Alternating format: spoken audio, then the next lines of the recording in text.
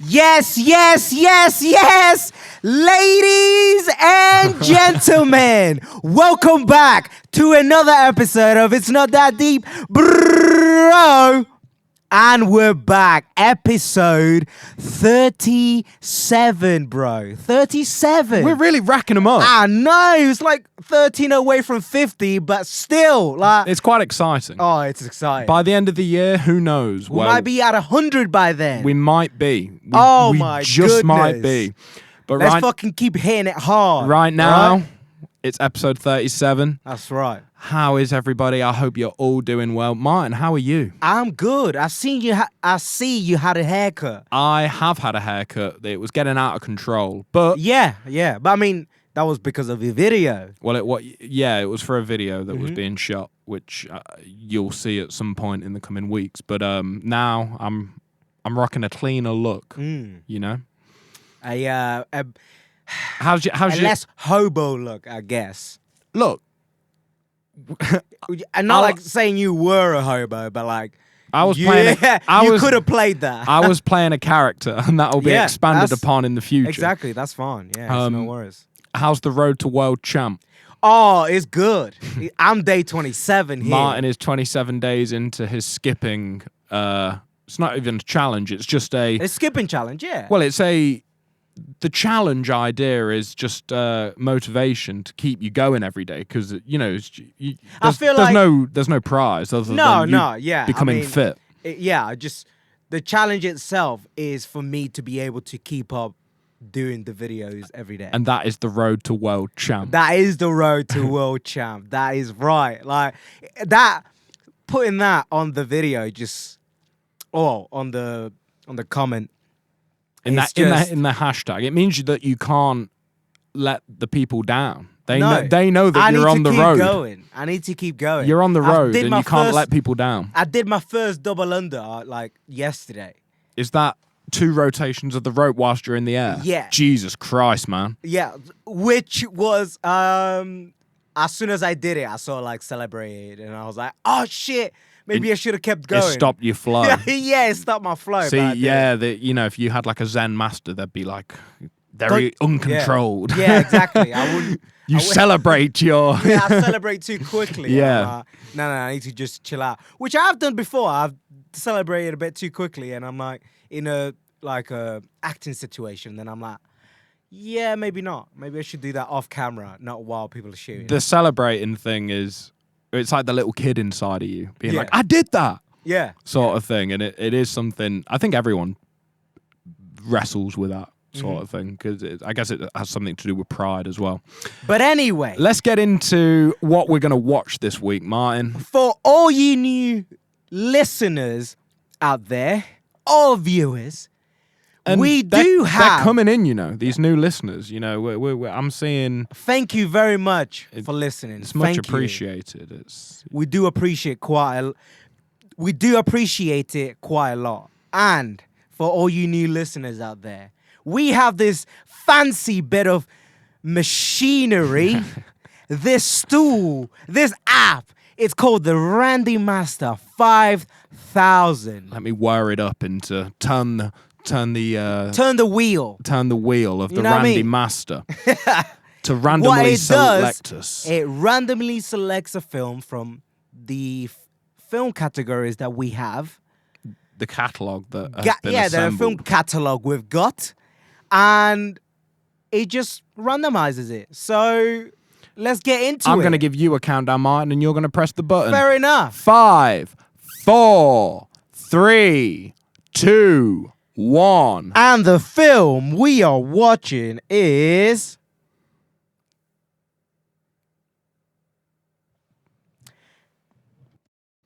Chungking Express, 1994 by Wong Kar-wai. God, that's going to be butchered. That's going to be so butchered. I'm so sorry. Japanese film or like a... I think, I've got a brief synopsis here. 2 melancholic Hong Kong policemen fall in love, one with a mysterious underworld figure, the other with a beautiful and ethereal server at a late-night restaurant he frequents. Fantastic. Yeah. What is it like an action film? What kind of kind of film is it? It tells you the genres right there. I mean, it says romance, comedy, drama. Okay. I think it's going to have an Okay. Eyes Wide Shut vibe, not with the satanic orgy, Yeah. but just with like wandering around the streets, and there's a lot of that in Yeah. Eyes Wide Shut. But I'm ready for it. We'll see. Yeah. So, grab yourself a copy of Chungking Express if you are so inclined, and join us on the other side where we'll be picking apart what we thought of it and just laying down the law. Seeing what happens. Seeing what happens. Just laying down the law in general. That's right. Peace out.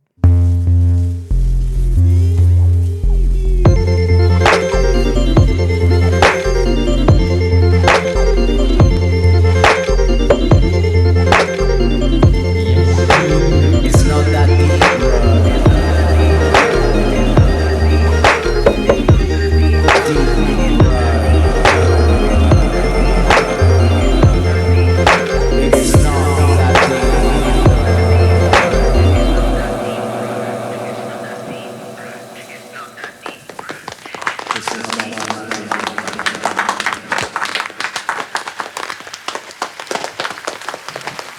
Oh yes, we are back after just watching Chungking Express. The Chungking Express. What Wow. did you think? Well, I was kind of right, wasn't I, when I said about like Eyes Wide Shut with the like walking around the streets and like that whole Yeah. like city vibe. Yeah. And I think that the real jewel of Eyes Wide Shut is that it's about Tom Cruise not getting laid. Yeah. And that is kind of the crux of this whole film too. I mean, the first one was a bit weird. well, It wasn't. It was. I kind of got, that message, that synopsis for this film. Yeah. I kind of got it wrong. Oh, The okay. whole fact that he falls in love with a woman that's into like the underground life.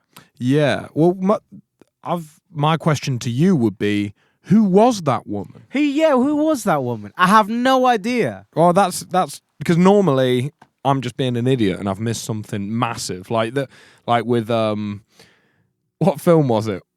Grave of the Fireflies, where I'd forgotten the first scene.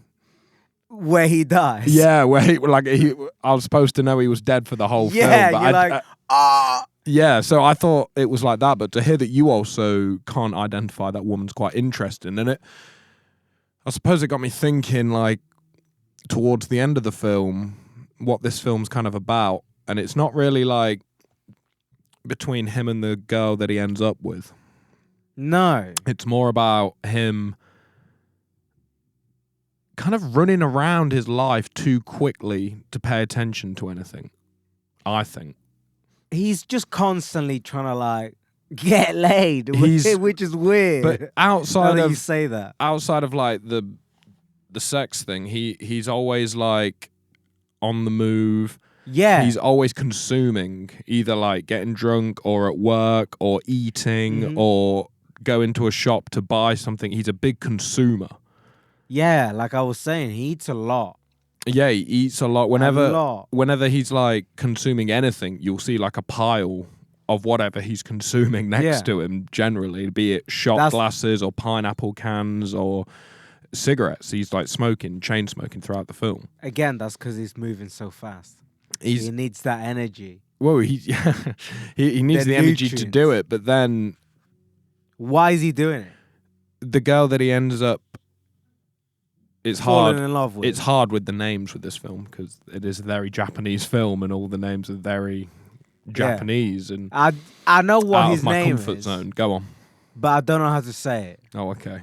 That's helpful. I don't know how to say it because every time he said it, it was just sort of like quick. It's like Kiwi, He Kiwi or Kiwi. Yeah, I'm looking at it now. Cop 223. That's his name. No, that's the second one. Oh, is that The first Oh, so one. he's 633. 663. No. Yeah, he might be. Yeah, 663. he's 663. But he has an actual name. Yeah. Which he says it quite a lot in the film. But the girl that he ends up falling in love with is the opposite to that fast-paced mentality. She's very slow. Her manager says that she's sleepwalking through her job. You got them mixed up. What was that, sorry? You've got them mixed up. Got who mixed up? Her boss is the second story. The woman you're talking about is... I'm talking about the woman that he ends up falling in love with at the end. Right, okay. Yeah. Because obviously there's two stories to this, and they both fall in love with a woman. So I'm like, whenever What do you mean there's two stories? What do you mean there's... Explain. The start of the film. In my head, he falls in love with three women. There's There's three. There's the one at the beginning Yeah. with the drug. These are two different guys, by the way. Two different guys. Two different stories. What are you saying that there's two different guys? Did you not just read two different numbers? I read two different policemen, but there's one policeman that keeps giving... he comes in on when he says that he's been hurt by a pin. Yeah, that's the second one. Yeah, but that second policeman only acts as a messenger. He doesn't fall in love with the girl who works at the noodle shop, and he wasn't in love with May, the stewardess on the plane. There's only that main man that fell in love with the three women. No, that second guy, right? Just look him up, because I'm pretty sure there's two men. There's And two he's policemen. One of them falls in love. No, one of them turns up to the noodle shop when after May has left, the stewardess. May is the first policeman. May is a woman, and she was a stewardess on a plane. No, I'm saying that the first policeman fell in love with May. So, I'm just going to read the plot as it is. This is what happened. Okay. Taiwanese cop Q Yeah. is dumped by his girlfriend May on April 1st. Yeah. To verify her earnestness in breaking up with him, Q chooses to wait for 1 month. Every day he buys a tin of pineapples with the expiration date of May 1st because May enjoyed pineapples. Meanwhile, a woman in a blonde wig tries to survive in a drug underworld after a smuggling operation goes sour. Yep. On May 1st, Q approaches the woman in the blonde wig at the Bottoms Up Club. Yes. However, she is exhausted, falls asleep in a hotel room, leaving him to watch old films and order food. He shines her shoes before he leaves her sleeping on the bed.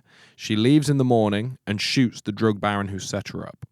Q goes jogging and receives a message from her on his pager, wishing him a happy birthday. He visits his usual snack store, where he collides with a new member of staff, Faye. Okay. Yeah. Then we move into the second story. Yeah. Another police officer is also dealing with the breakup with a flight attendant. Faye secretly falls for him. Well, here we go. There's two stories. There's two I'm telling you. She learns he is on his day off and leaves a letter for him with the snack bar owner containing a set of keys to the police officer's apartment. Faye tells him of the letter, but he delays reading it and asks the snack bar to keep it from him. Faye uses the keys repeatedly to enter the man's apartment, clean and redecorate. Yep. Faye, now a flight attendant, returns to Hong Kong. Oh, she leaves, sorry. He finds Faye coming to his apartment and realizes that she likes him. He arranges a date at a restaurant named California. Yes. Faye does not arrive, and the snack bar owner, her cousin, goes to the restaurant to tell him that Faye has left for the US. Faye, now a flight attendant, returns to Hong Kong. She finds that the man has bought the snack bar and is converting it to a restaurant. He asks her to stay for the grand opening and asks her to send him a postcard if she leaves. As Faye is about to leave, he presents the boarding pass, wrinkled and water-stained, and writes him a new one. She asks him where you want the destination to be, to which he replies, wherever you would take me. See, that's interesting. Yeah. So you like confusing both stories. Yeah. What? And I was like, You're talking about something completely Well, different. that's what I was saying, that I was interested to see if it was like The Grave of Fireflies, where... But thank you for telling the whole film to our listeners. Well, it is. If me and you were confused about what just happened... I wasn't confused. I was clarifying with Well, that's you. why I said if any one of us at any episode of the podcast is confused about what's happened in the plot, it's always good to have a clarify so then the listeners can also understand what's going on, you know? Fair enough. So now we all are on the same page. Now, what is your question now? It must have changed because obviously there's... So now my question now the plot is solidly in place, I move on to more of the emotion of the film and what it's like trying to say, which is what I spent a good portion of the film thinking about. And I think it's about, I don't know what you call like the hedgehog dilemma, the porcupine dilemma. What is that? So like humans naturally want interaction, but we're like hedgehogs in that we hurt one another when we try and get close to one another, basically. And that there's people that are going into that realization, and there's people that are coming out of it and are ready to put themselves on the line emotionally again. So there's you can meet people in different stages of that. Some people have just been hurt and they don't really want to make any new connections with anyone, but then some people have spent some time healing and they're coming out like I'm ready to be hurt again, sort of thing. And I think this film, people deal with that in many different ways. And Faye says, well, I listen to music to not think. Loud music to not think. And that is the exact same as Key, and the way that he's like constantly consuming cigarette, anything. Yeah. He's just doing that so he doesn't have to think about how he's been hurt in the past. That's right, yeah. And yo. Hello. I am. Yeah. What are you saying? Just carry on. I'm not here. He's not here, anyone.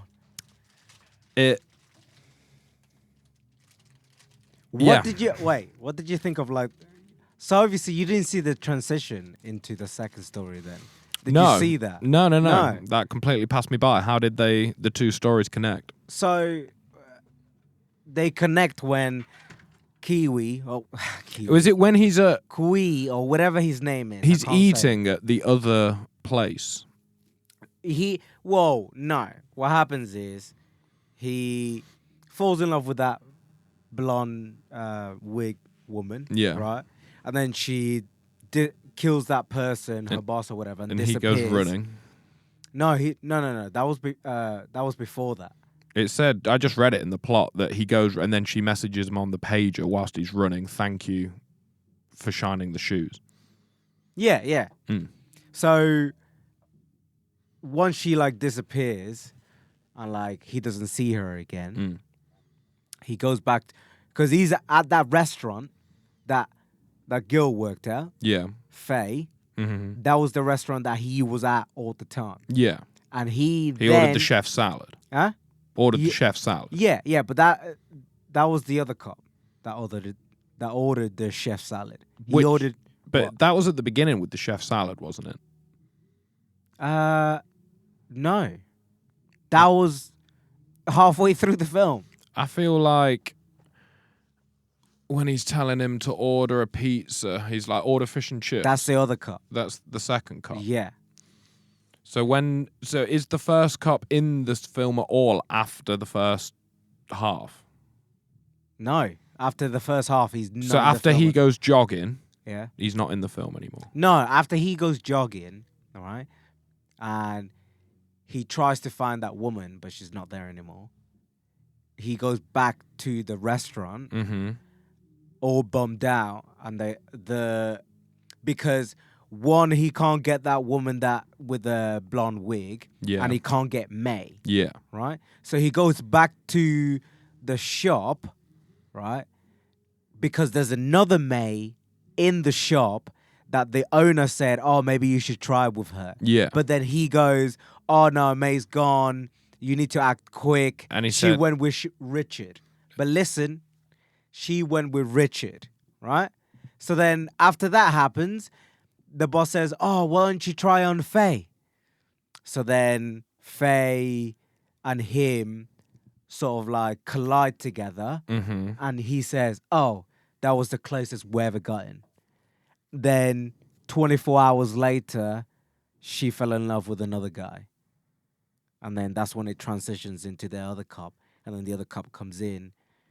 And then the whole thing happens. It's very weird the way... Did you miss the whole first half? No, I got all of that. But I would still argue that the narrative structure of this film is very untraditional and designed possibly to haze into one another in the manner that it did. I would argue that that's completely by design. Mm-hmm. Some of them scenes seemed like too fast. It was very...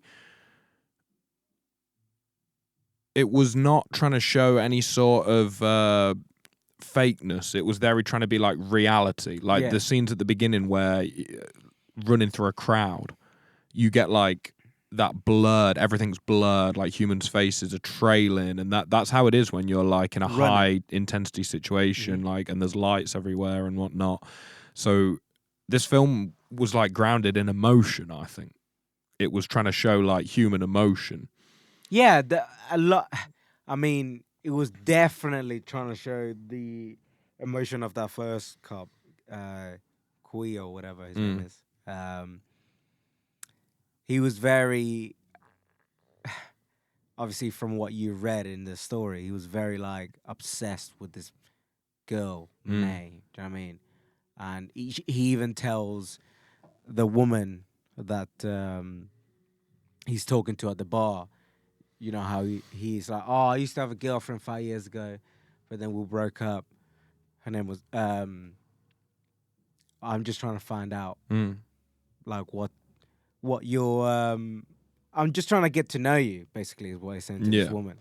So he's very, like, wants to get back out there, because... Yeah, and she's at the other end of the spectrum. Yeah. And then it's quite interesting looking how the two stories compare, because then you've got, in the second story, she is the one that falls in love. Yeah, and being obsessed. It kind of deals with obsession as well, to a certain degree. And it's very, like, true to the human experience, because I think every single human... I felt like she was a bit creepy, though. Well... It was a bit, like, too much. So in the way that manifested, it was creepy. But what I was going to say is that every single human, whether they like to admit it or not, reacts like emotionally to stuff under the skin. It's like it's like the child inside of you. Like if the person that you like ignores you, inside you're like, oh, you know what I mean? You feel that real emotion, and there's varying different ways that people then express that and how they deal with it. And you could see that, what is her name? Faye? Yeah, Faye. Yeah, Faye seemed to have problems expressing emotion. Yeah.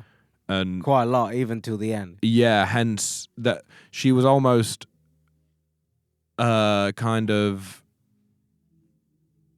She obviously liked him and was setting up situations, but then she acted the whole time like she didn't like him. But that's probably just a response to her knowing how crazy her actions are. So she's like, I have to pretend to not like him because of how much I do like him. Yeah. So it gets complicated. But that's why this film...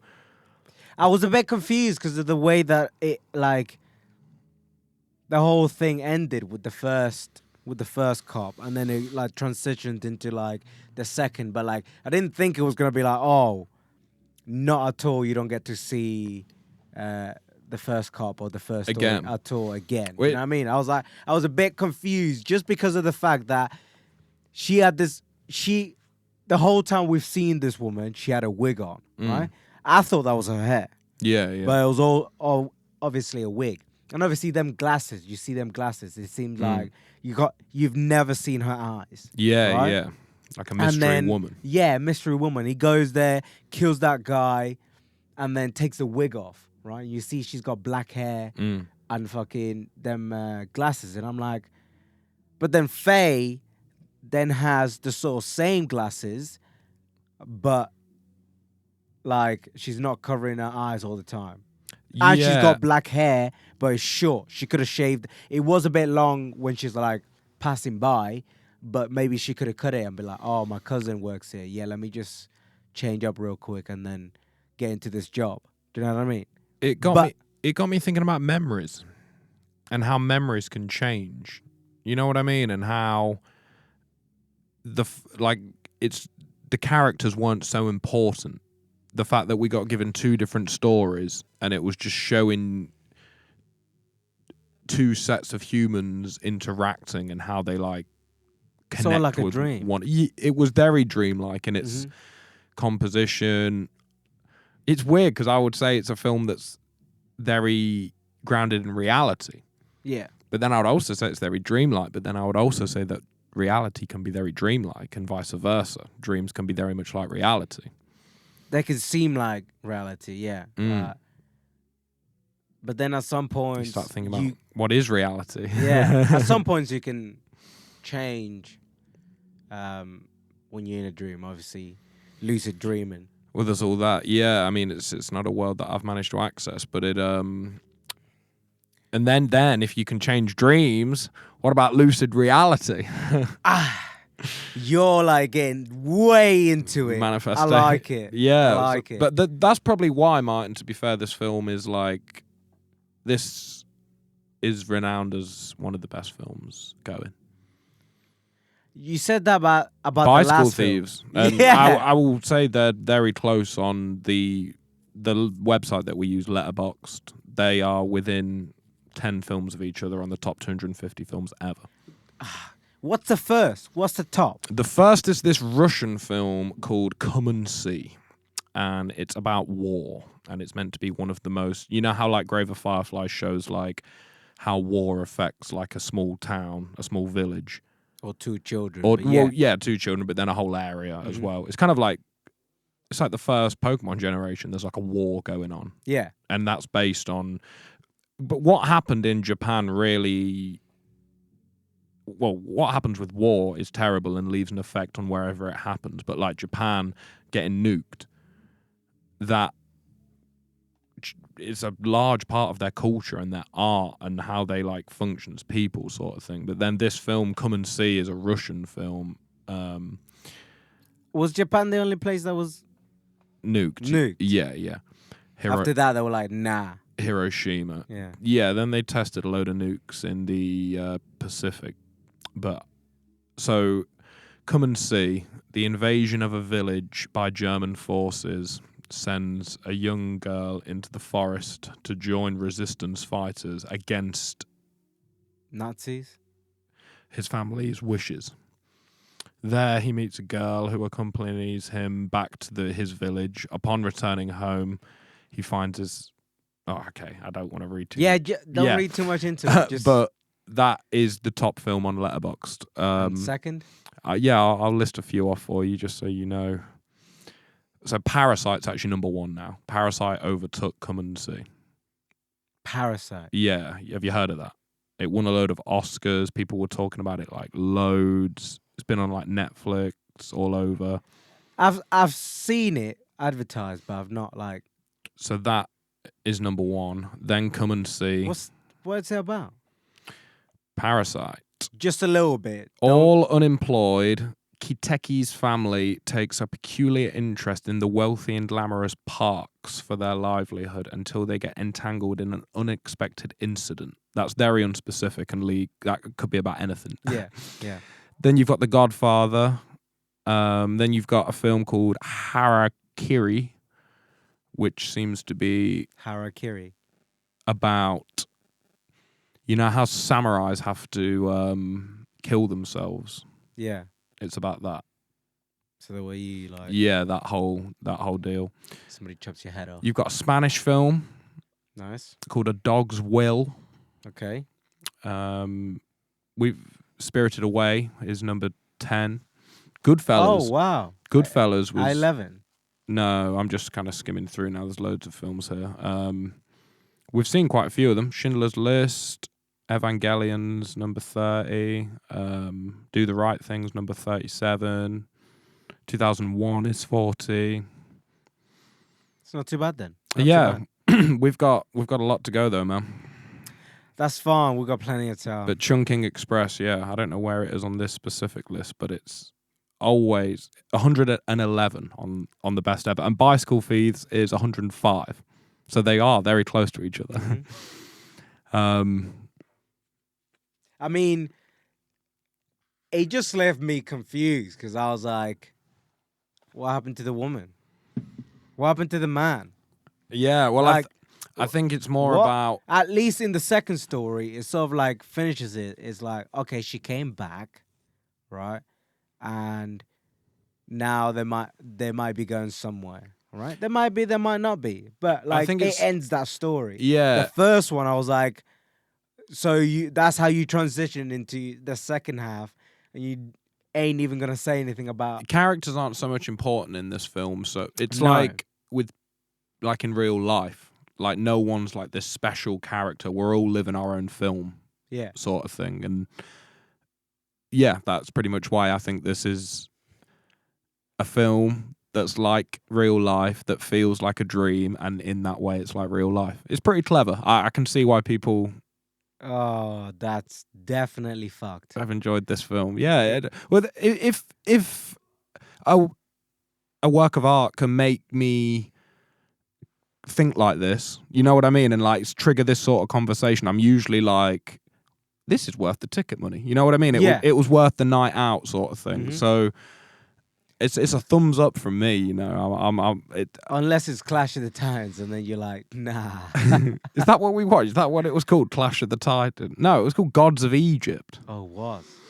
I'm thinking of a different film. Now, I even said with Gods of Egypt, I love that episode. I listen to it sometimes because I give it its due. I'm trying to like talk about all the things I liked, and then you're like, come on, I know there's something you don't like about this film, and get to it.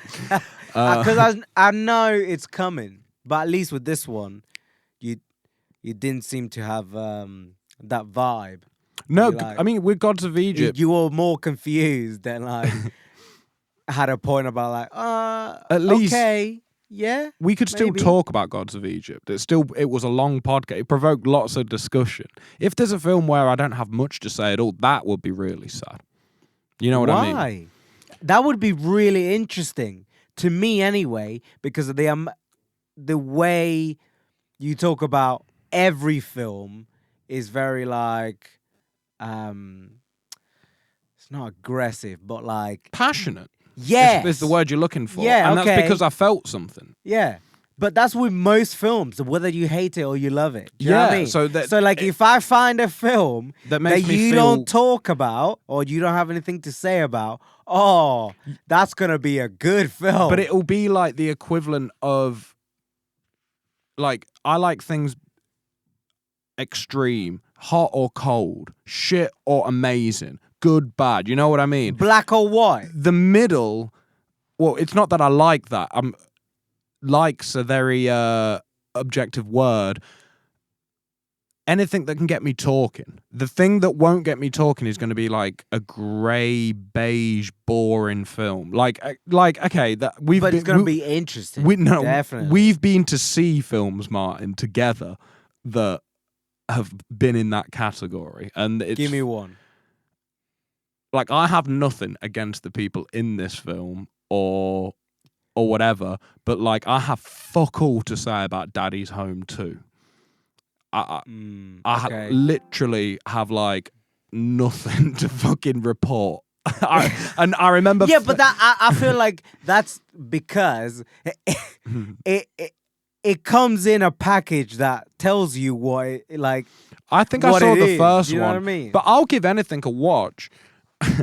But I remember feeling that way on. When did we watch Daddy's Home 2? I always remember it because on my letterbox, if I get all the films that I've seen ever, Yeah. and I search them by the worst one critically rated on the website, Daddy's Home 2 is always the top. And I always look at it and I'm like, yeah, I remember seeing that. When did we watch that? It must have been around Christmas, the year it came out. I remember specific scenes. They go to stay in a log cabin at one point. It's Will Ferrell and Mark Wahlberg, isn't it? And they're I do remember it. I remember sort of like he's like a creepy old man just peeking his head in. It's, every time, it's mate. terrifying. Every time. Brogan Anyway. Finnegan. Yeah, we went to see Daddy's Home. There's a few films that. I remember some of it, like when the granddad's just like real cool, but inside he's like just emotional, and he doesn't know how to let it out. It's you know so stock, like it's like offensively boring. Like not even boring. Boring's not the right word because it entertained me for like the time that I was in the cinema. But the minute that I left the cinema, I never ever wanted to have anything to do with it again. But it didn't like offend me. I'm not saying it's bad. I'm just saying it didn't stir any sort of passion within me. It really didn't get my. Maybe when you're a daddy, you'll understand. I understand the film completely and everything that it was trying to say. Okay. Maybe when you're a daddy, it'll give you some sort of emotion. I don't think there's anything that can happen in this world that's going to make Daddy's Home 2 fall into some sort of artistic. So Daddy's Home 1 is fine. Weirdly enough, I think I have seen Daddy's Home 1, but for some reason Daddy's Home 2 stands out more to me as the offender. Probably maybe Daddy's Home 1 is worse because I can't remember it. You know what I mean? It's less memorable. So it's worse. And so if I can't remember something, then I'm like angry. So why the fuck would you watch number 2? Well, we were just going to the cinema, you know. That's something we do. And I get that. I think we were in a thing at the time, if I recall correctly, where we were like flipping each week. You choose the film, I choose the film. And it was your choice to pick, because I did not pick Daddy's Home 2. Right, mine. I'm not making this the sole focus of the podcast, but I would wager large amounts of money that if we went round the studio right now and asked, right, honestly, who do you think? Me and Martin went to see Daddy's Home 2. We know that happened. Now, if you had to bet on whose choice that was to go see the film, which one would you choose? I know how it's going to stack up. It doesn't matter. It doesn't matter. If you can't remember it and I can't remember it, well, then we'll never know. That's a mute point, and that's fine. That's why I said I'm not going to make it the sole post. No, that's fine. So you shouldn't even go down this avenue, man. You shouldn't even go down this avenue. It's great, but like, don't bring up it's a weekly thing. Do you know what I mean? Well, we did. I was going to say that's nice because that's how we start. I think it was like the early. Well, I was thinking when we were watching this film that, you know, the first thing Martin ever said to me was, oh, we should go see a film sometime. And then we did go see many films. And then there was a time when we would go in one film mine and one film his. And then it slowly morphed into what we do now. You know why I say it? Right? Say what? That it wasn't me. Because I haven't even seen 1. So why would I watch 2? I can't remember. That. To be fair, that Get Hard... there's a film called The Night Before Christmas. It is about that. It's with Seth Rogen and Joseph Gordon-Levitt. Don't know. They all just fall into this real bland. It's like offensive because it's so inoffensive. What's your beef from me saying that something's offensive? No. Look. All these films, you know how like we're watching all these films and we're always trying to find the meaning behind it. I'm just saying what I feel. Listen before you get pissy pants over there. I'm just correcting what you're saying. I'm just saying, I just say what I feel. Okay, that's fine that you say what you feel. These films, I don't know why they would be offensive. It's just in my head. I'm like, offensive seems like a strong word to describe your. I'm Jack Oland, and I feel something with certain films, and then there's other films where I don't feel that. and that's all that I can comment on. You know, the ones that stick with me, the one that leaves an impression, and I understand that that is all. So these films you don't feel anything for. That's cool. Which then Does that offend you that you don't feel anything for them? From my personal standpoint, but I don't mind being offended. I love to be offended. No, that's fine. I'm just Me trying to figure it out. Me being offended normally leads me to loving something in the long run. If I'm offended by something at first, it means I have the capacity to love it. I've learnt this. So you're gonna love Daddy's Home too. Potentially. In the future. It's what I'm telling you. After 30 years of watching films like this, I might get sick of it and just need films like Daddy's Home too. Yeah, but that's what I'm saying. Maybe when you like, I'm not sat over here saying I will never love Daddy's Home too. No. Well, my feeling was, or what I said was, maybe you'll change your mind when you have like a child or something, when you're like grown up. I did say possibly. I mean, I can't foresee. Like it was. I wasn't trying to be like, oh, I'm right and you're wrong. I can't. Yeah, I know what you mean. I can't. I'll stand by the statement that I can't foresee the thing that will make Daddy's Home become cinematic chocolate to me. But if that day comes, then it comes. You know what I mean. So I'll be there every step of the way. I'm like, I fucking knew it. Maybe he could have changed his mind, and he did. I've changed my mind about everything, so many things. That's what I'm saying. I'm like, Get Hard, Daddy's Home 2, whatever it may be. And where would we be, Martin, without Get Hard and the classic line, "Who the fuck is Mayo?" Where would we be? The internet would be a completely different place. Completely different place. We are a part of making the internet a completely different place. That's right. With It's Not That Deep, bro. It's not that deep, bro. Thank you so much for listening, people. Thank you. I appreciate it. It's always a pleasure. We appreciate it. Never a chore. That's right. And you've just got to hit us up if you want to kind of get an idea of what we're doing over here. Hit us up on the Spotify, on the Apple Music, at MIP Ltd. Hit us up on our website at mipltd.org. Please comment. Tell us what you think. What you thought of the film. Have you watched the film? Does this make you want to watch the film? Tell us all about it. Martin will tell your fortune if you message him. So just please. Come on, really? Ladies. Yeah, ladies. Anybody. Stop. Get out there. Yeah, thank you so much, guys. It's been Oland and Martin, and you've been listening to It's Not That Deep, bro. Peace.